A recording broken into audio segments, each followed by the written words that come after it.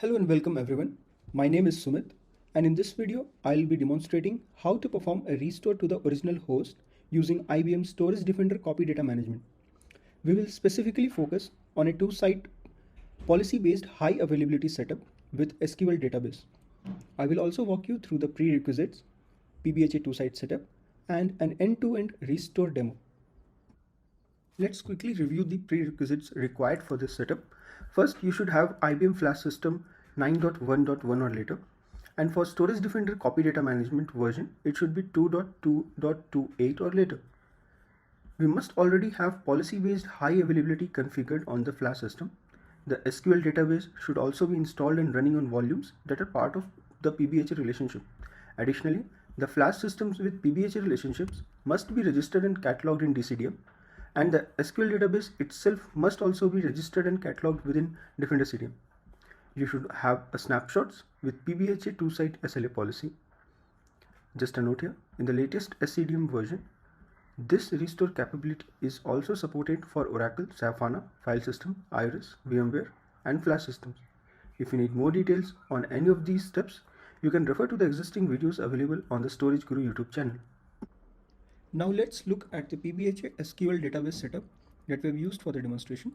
In this architecture, we have two flash systems, Flash A and Flash B. They are configured with policy-based high availability relationship. The SQL databases runs on the volumes that are part of this PBHA relationship.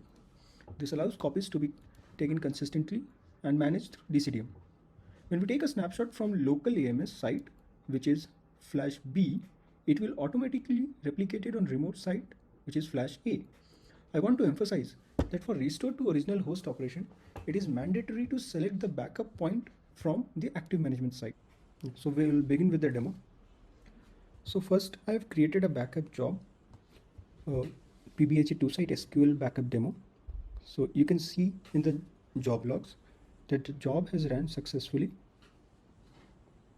I'll also show you the job selections. I've selected CDM DB and PBHA's two-site count 1 SLA policy. Next, I've created an instant disk restore job for the same SQL backup that we have created. So I've selected the CDM DB.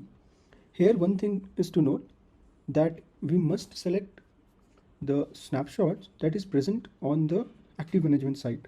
So for my CDM instance, Flash B is the active management site. So we'll select the snapshot which is present on Flash B. Yeah, as you can see, I have selected it. And for the destination, I'm selecting the original host. Yeah, you can see that the job is successful. The status is 100%, but we have not done the cleanup. That's why it's active.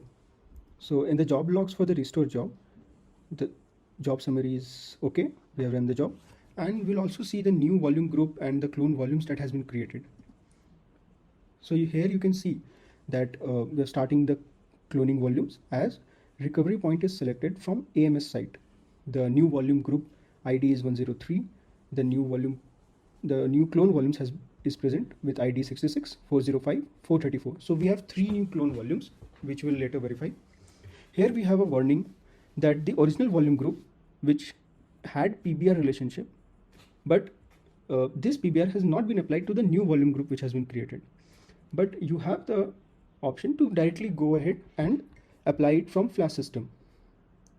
But it won't be applied automatically when we do the restore to original host. Yeah, so we have the option to verify it on flash system, the new volume groups and volumes, but we'll do directly via CDM. So what we'll do, we'll go to the storage controller section and we'll try to create a backup job. Now, since we have done the restore using the snapshot present on Flash B, the restore should have been done on Flash B. And now you can see in the drop down when we try to search for the new volume group name. Yeah, so we have found it.